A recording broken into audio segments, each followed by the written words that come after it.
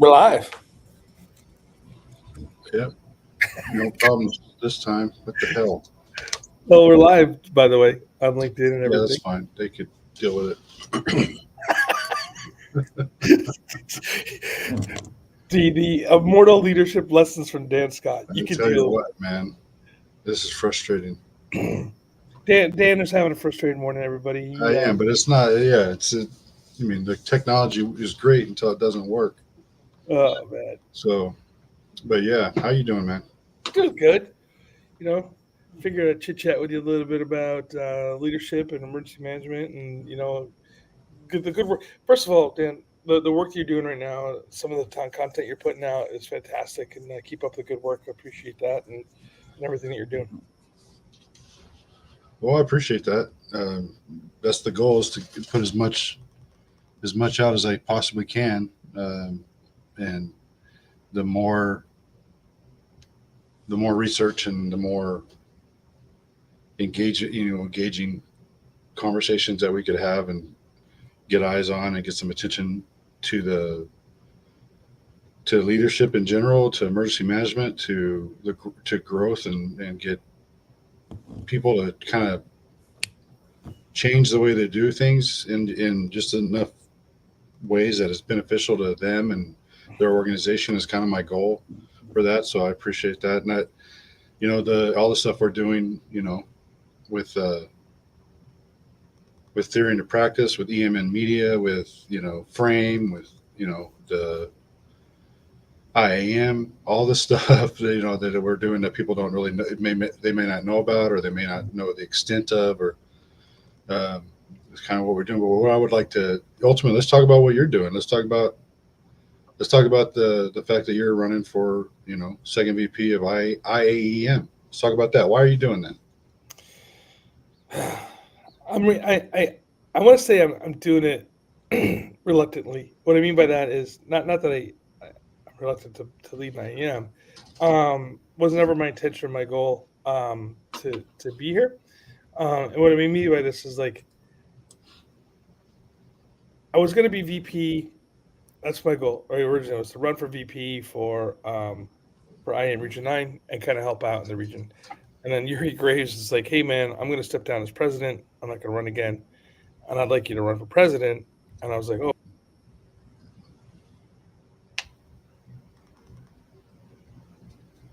Did we lose Todd? Seriously? We lost Todd? Sorry about that.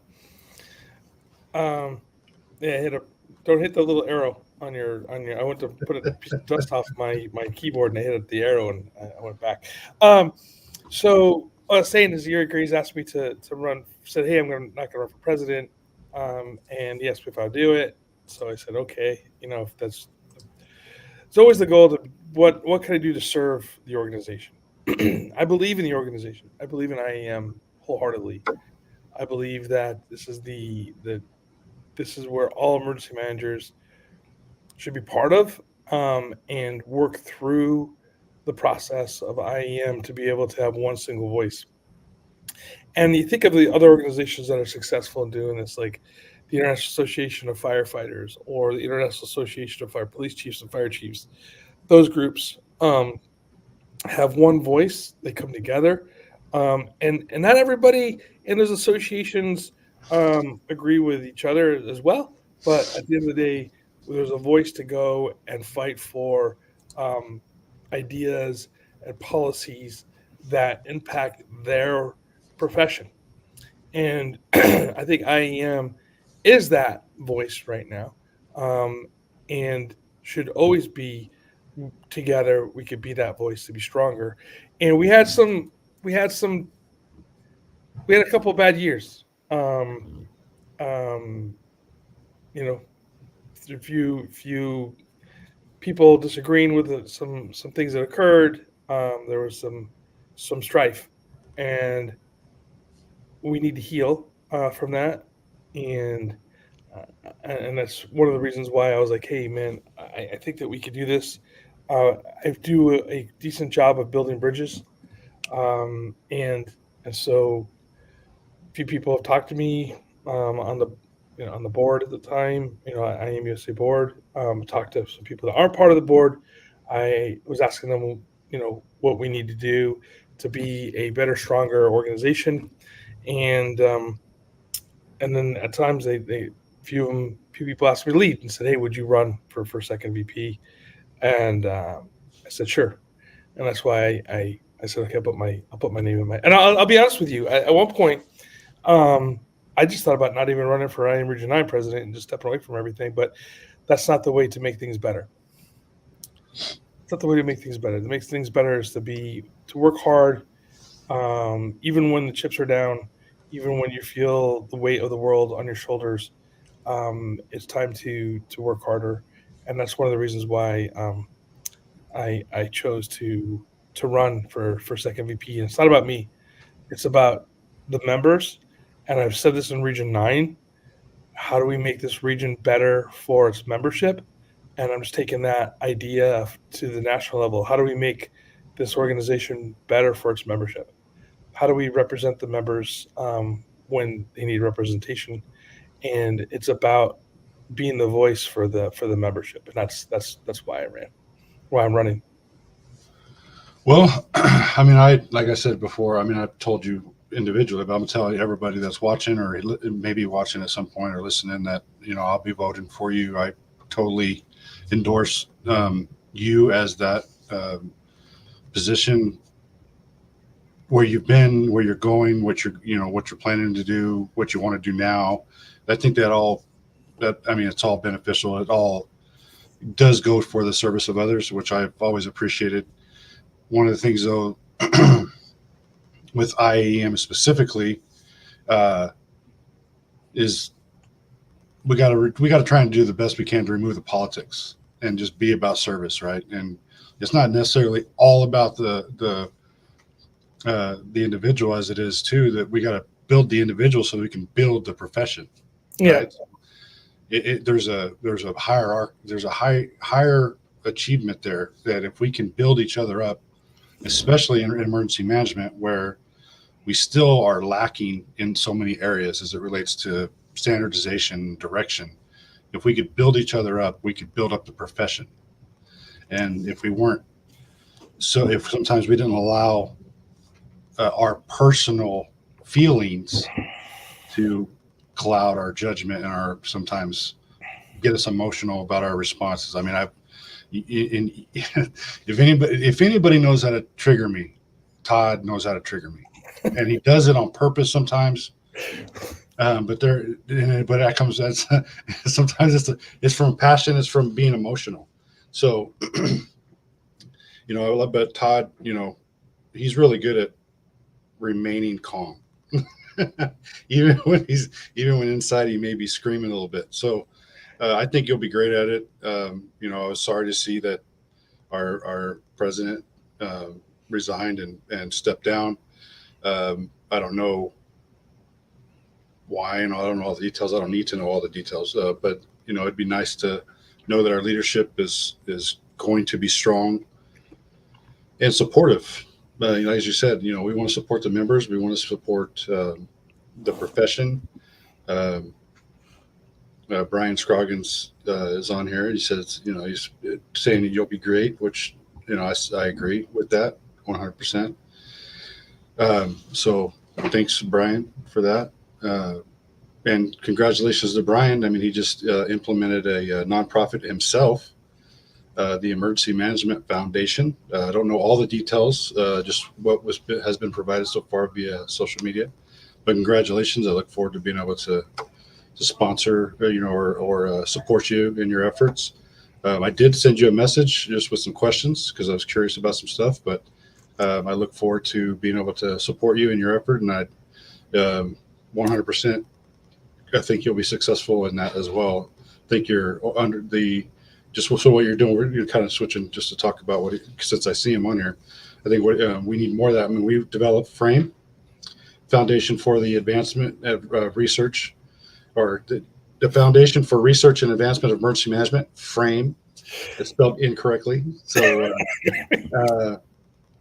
that's a nonprofit as well, aimed at promoting more research, more advancement into the profession of emergency management, and really supporting those who are doing the research, academia, practitioners that are actually doing it. So it's a mixture of getting the support to those who are doing the research, and then transitioning that to the practitioners who actually can implement it.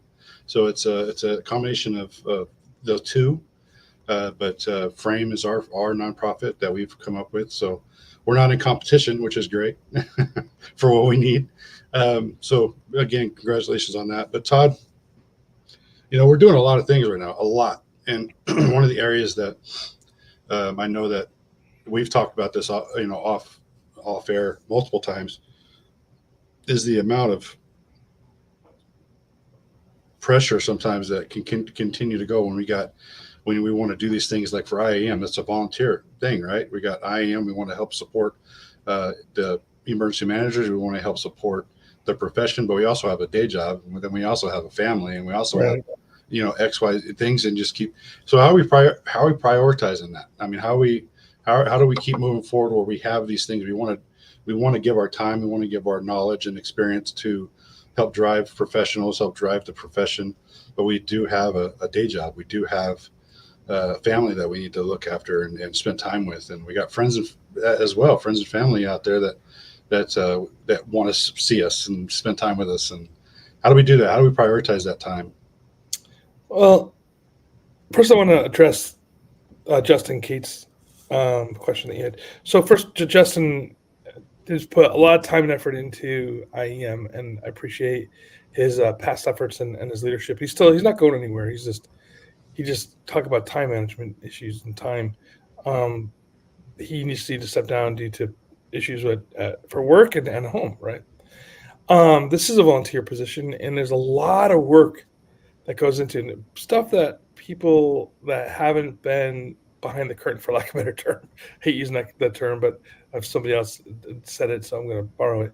But in the room, right? And by the way, if you guys want to come to a board meeting, you can just ask your regional president that you'd like to sit in for a reason, or to the board meeting. Give your reason. Doesn't have to be like a detailed reason. Just say, hey, I want to sit in because I'm interested in this, whatever this is, whatever topic is there. And you're allowed to come in and observe the board meeting. The board meetings are once a month, right? You go, okay, how much time could be on there? Well, all the other meetings that are occurring on the side, especially when you're on the USA, like when you're on the second VP, the secretary, the treasurer, the first VP, the president, the past president, all have additional meetings that are associated with it. And then as a board member, you're also on. You're the board liaison to a couple of the caucuses and committees that are out there. So there's a bunch of stuff that you're going through as far as like work and yeah, you could get on the board and just do your monthly meeting and not be involved. And I suppose I don't know what the sense of doing that is, but you could.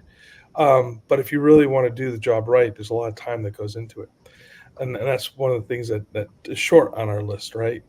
We only have 24 hours that we can burn in a day, and at least 6 of those you need to sleep, right? So it kind of reduces the number of hours that you have to work.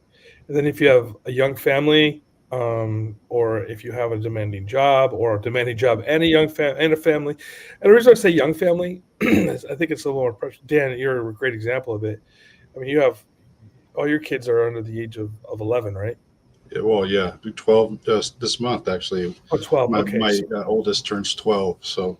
Okay, so under the age of definitely under the age of 18. So and there's a lot of time that's associated with them, right? I mean, they need your time as a dad, and then they need their things that they're doing, such as going to sports and whatever their activities are in, swim lessons or whatever, right? School, that plays into it. So there's time that is going to be associated, and I think it's more important for all of us, for our mental health and everything, is to put more time into our families. And Dan, you do a good job with that. And then you go into your day job, which pays your salary, which they have expectations, and they want at least 8 to 10 hours of your time in that, right? And we might get lucky, right? We might be able to do some crossover stuff where you can do two things that work for work and for, say, for your for IAEM, for instance, or whatever, or the state association, whatever you belong to, right? And so then then you have your you can't just be work. So there's times that you have to decompress, whatever you use to decompress, whether it's going for hiking, camping, driving on the road, going to cooking class, whatever you're doing to decompress. You need some of that time to do that as well. So, so you do have to balance all those things. So the question is like, how do we balance all those? It is a tricky thing to do. And there's times when I think, okay, yeah, give me more, because we're all A personalities that are in this business, or the majority of us are. And then all of a sudden you're like juggling, the guy that's spinning the plates, right? And you're putting more plates on there and you're spinning those plates. And every once in a while, you may drop one of those plates, and that's when you have to reevaluate of how much can you really hold onto. And so, because we think we can do it all. And what you need is a support structure, not just with your family support structure. Like Dan and I try to. I'm not as diligent as I should be. We have a group of us that meet together once a week, and we can push ideas and maybe even like lift the plates off of somebody else's spinning rod for a little while, and hand it back over to them when you need that help. So having that support structure is critical. So, and then at the end of it is, all sorts of techniques for calendar, for using calendars and whatnot.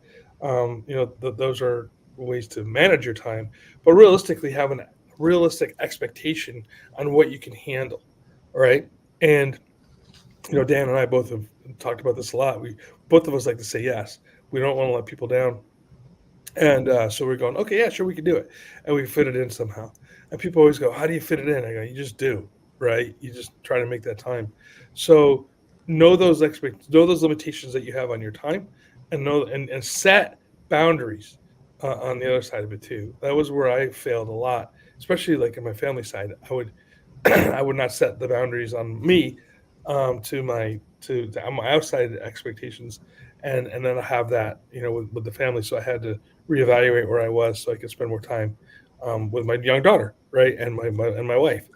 And then now my son's out in the real world. Not that I don't worry about him, but Yeah. I don't think he's it ever stops. But yeah, congratulations on that with your son. He is out in the real world now, but he's not just out in the real world. He's out in the real world, following in your footsteps, so to speak. In fire, and he's getting work. So it's amazing. That he's there and he's doing that. And so bottom line, we do have to. It is about time management because, as cliche as it may sound, that time is the one thing you cannot get back. So, I tell people when I talk to them all the time, when I do interviews and when I, your most valuable resource is time, and I appreciate you giving me some of it. That's just, it really is, because you can't get it back. There's no do over in the time when it comes to time. So it's all about how you restructure and redesign and manage it moving forward. And every week it's like a constant thing for me. Talk about personal growth and development. Time management is an ongoing way you got to continually improve on how you structure your time and where you allocate it and who gets it. And you do get to a point where you have to be a little, you have to be very, very, you got to guard your time and I've been hearing this actually quite a bit lately from different people that I listen to and talk to and follow, is for everything you say yes to on one side, just something else you're saying no to. Yeah.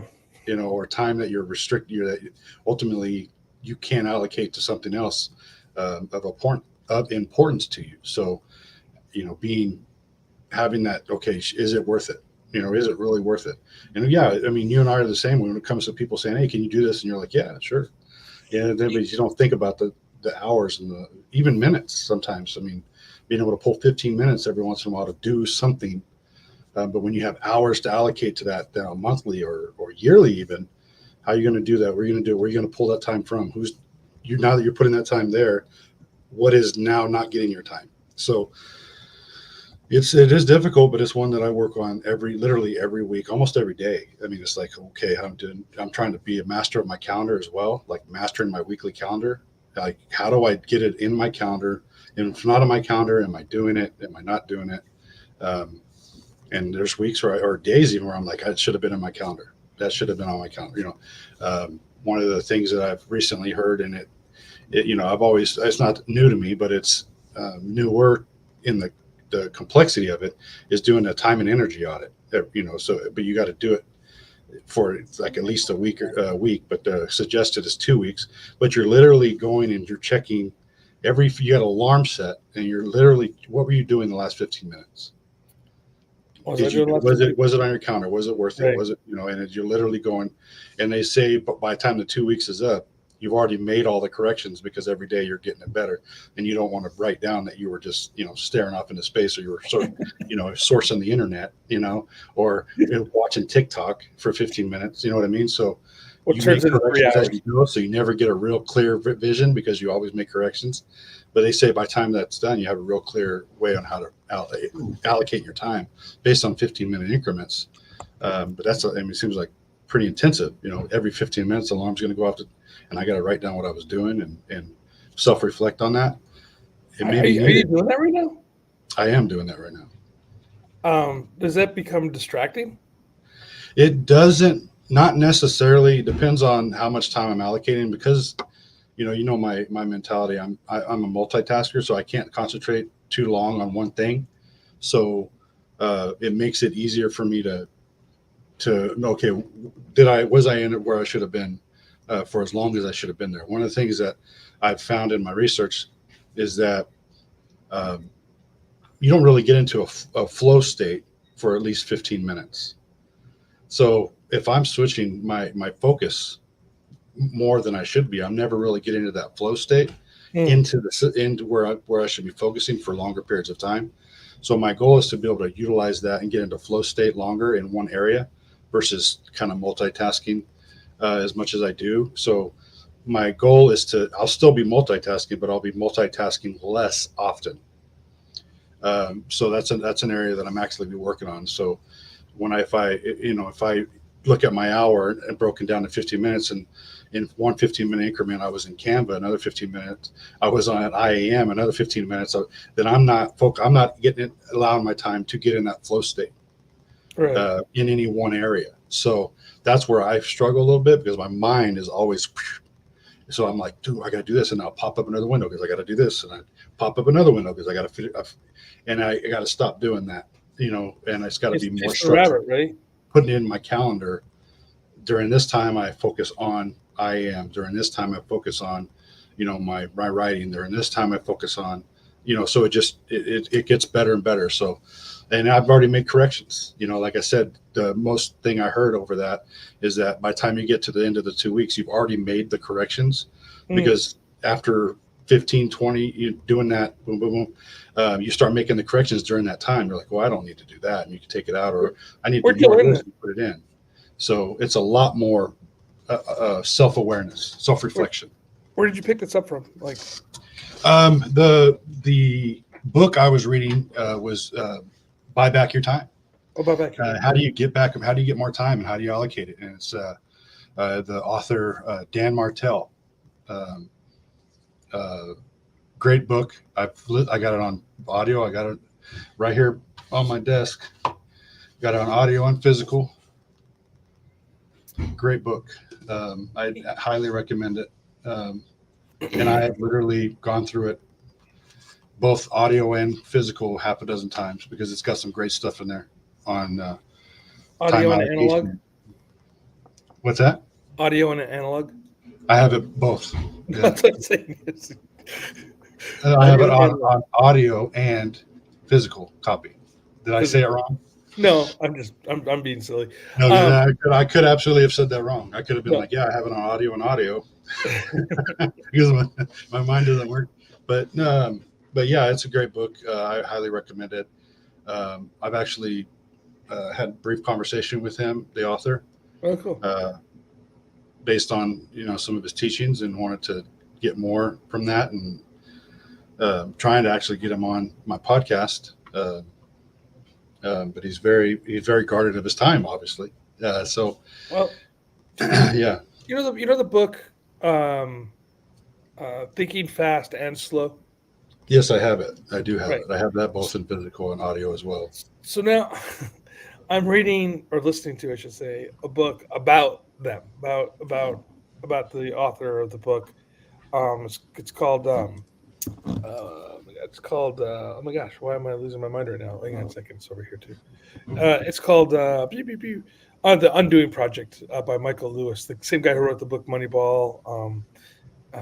Same guy. Very very interesting book, but it's about the authors and this team that came together. But Daniel Kahneman, I think I'm saying his name correctly. He would not. He was an odd guy and very very smart guy.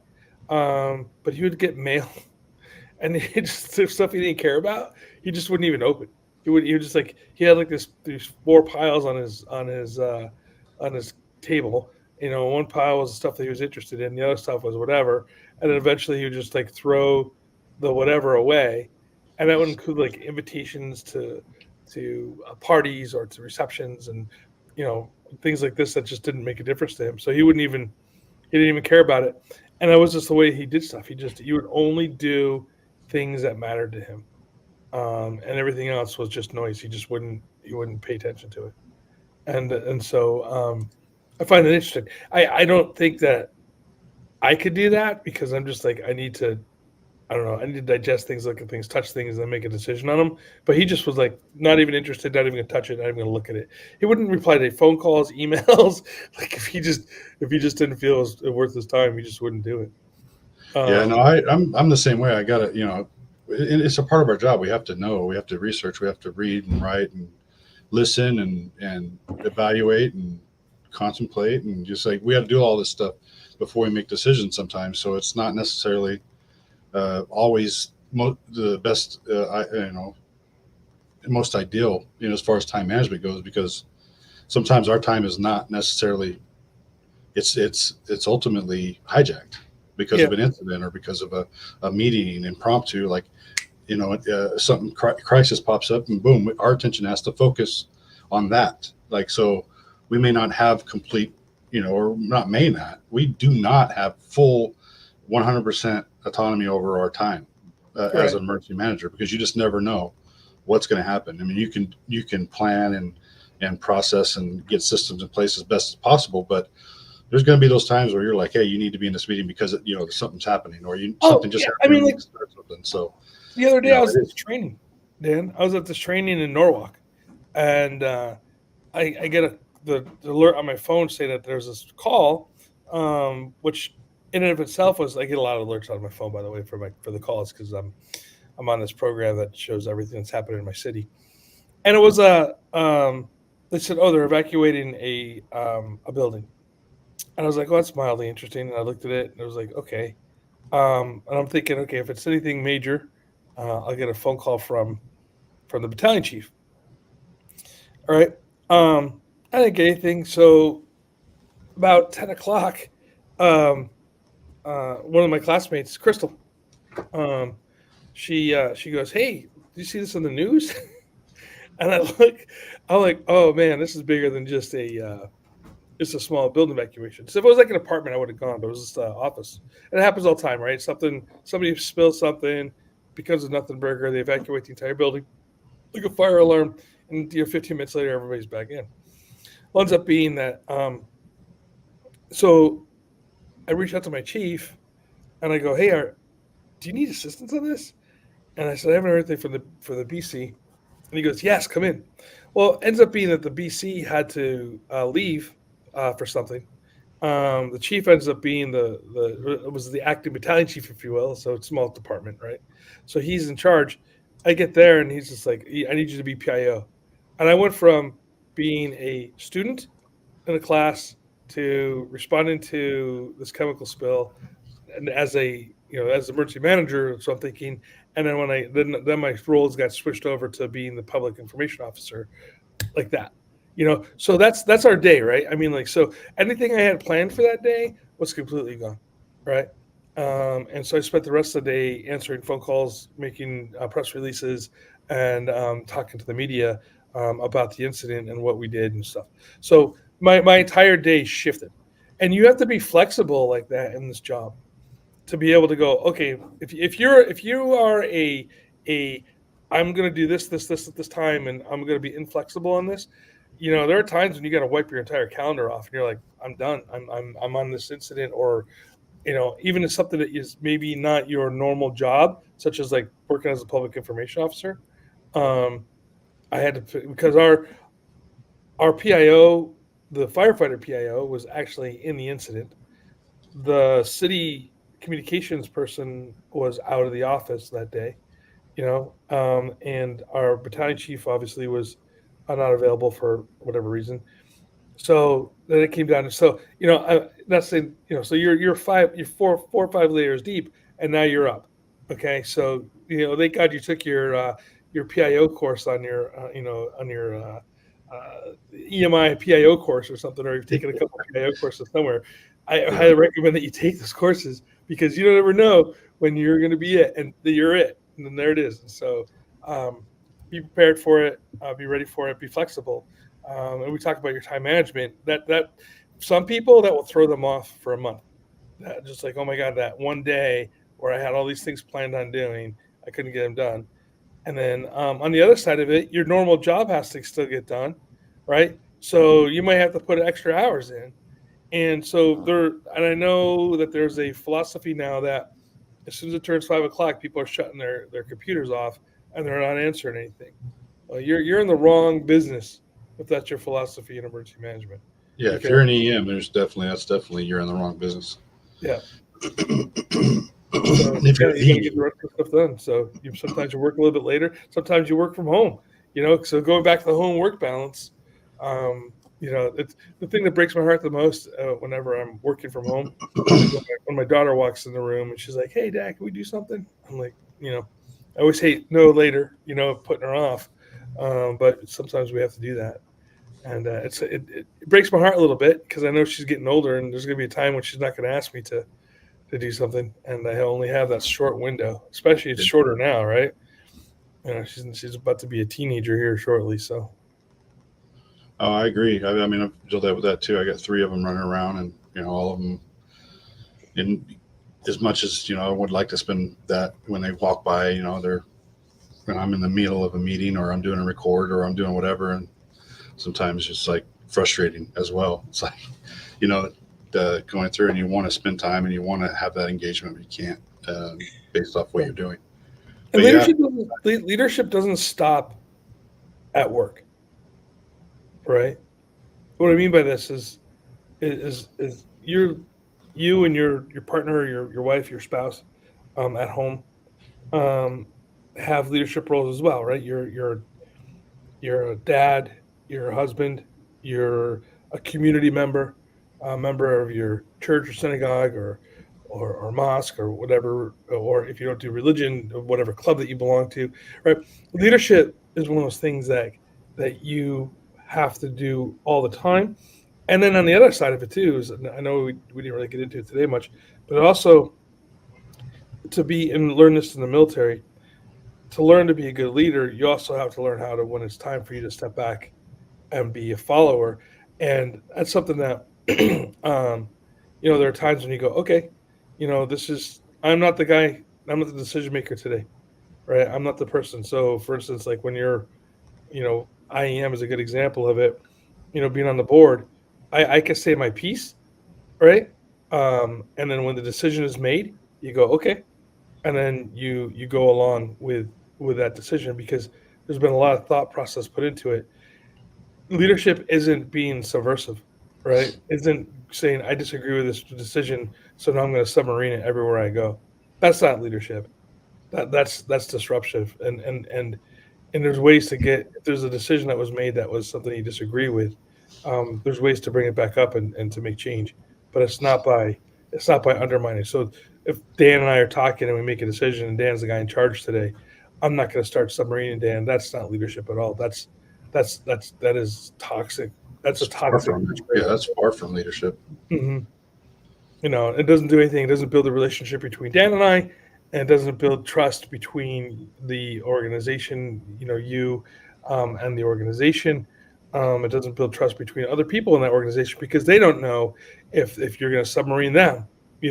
So if we make a decision, Dan's the guy in charge, and he says this is what's going to be. I'm like, I might not agree with him, but I'm going to say, okay, this is the decision that we're making. I'm going to support you 100%. Yep. It just good. I mean, the different complexities that go along with it. It also boils down to attitude and personality, and your level of passion and investment that you have in the whole process. Right. The last thing you want to do, even if you feel like it, is to undermine somebody publicly. If you disagree with them, you want to have that conversation offline. Let's do it. But publicly, you support, you endorse, you keep your mouth shut if you have to. That's leadership. Sometimes saying nothing is like the best part of support you can actually provide somebody. Well, we've been going for 36 minutes, man. I know that it's your day off and everything like that, so I know you got stuff going on. I appreciate you going live with me to just have this discussion. Once again, everybody, if you're out there right now, and Todd is running for second VP for IAEM, I 100% endorse that. I will be voting for you, my friend. Thank you, brother. Voting comes next month. We're now in July 1st. Yeah, August. So August comes August, so we're a month away to actually start to make that vote. So if you are an IAEM member, please remember that. Please make sure to vote. You're a member. You have a voting right. You need to vote. Just like any other election, it's important. Your voice does matter. So. And you'll be hearing more from me and Todd and me as well, endorsing him, but me and Todd together as we do these lives. We got a lot going on, a lot in the pipeline, and our goal is to serve. Our goal is to promote you as an emergency manager, as a leader, but we also want to promote the profession overall, and that's what our goal is. So thank you for those who are here. Thank you for the comments that are out there. Thank you for the support that you give, but remember to pay attention as we got more stuff coming as it relates to IAM and the changes that are coming as well there, and Todd's going to be one of them. So thank you, Todd. Thanks, brother. Talk to you later. Talk to you later.